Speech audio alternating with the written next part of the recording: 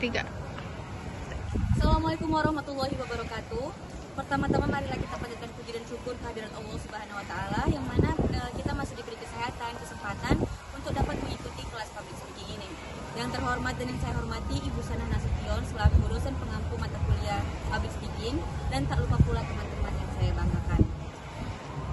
Teman-teman sekalian, beberapa waktu belakangan banyak sekali berseliweran di media sosial berita tentang kematian.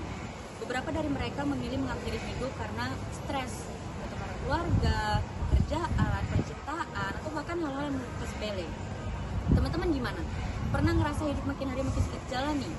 Semua udah terpenuhi, semua bisa kita beli, tapi tetap aja ngerasa ada yang kosong, ada yang kurang.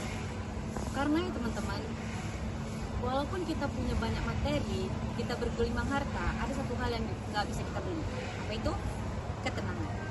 Gimana caranya kita bisa menikmati hidup sementara jiwa kita berisik, jiwa kita nggak tenang? Maka dari itu, aku di sini mau nyampein sepatah dua patah tentang hidup menyenangkan dengan ketenangan. Jadi, ayo kita cari ketenangan itu. Tenang bukan berarti hidup tanpa masalah, tanpa kesedihan juga. Tenang adalah bagaimana kita menghadapi situasi tadi dengan pikiran yang jernih, dengan jiwa yang stabil. Dan menurut aku sendiri, ada 3 pilar utama menuju ketenangan.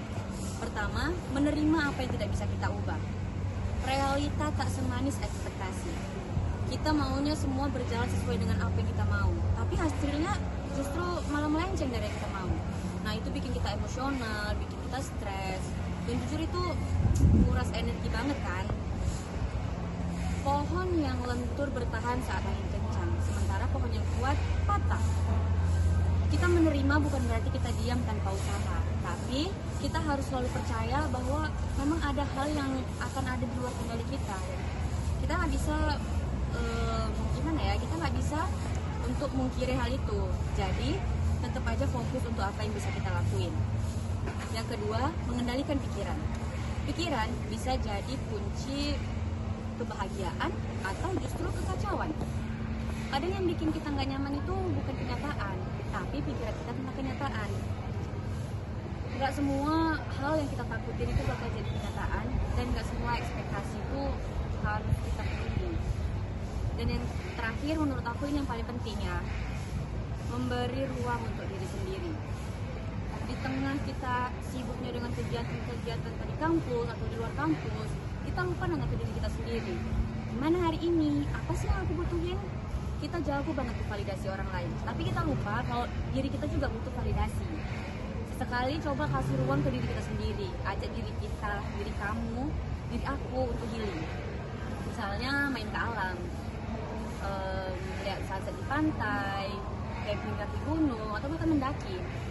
Main di alam ngajarin kita kalau nggak semua hal itu harus cepat. Justru kadang ketika kita berhenti mencari kesenangan, kesenangan akan datang menghampiri kita.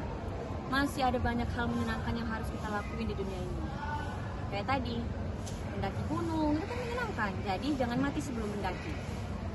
Gunung tinggi puncaknya awan, di kaki gunung sawah terbentang.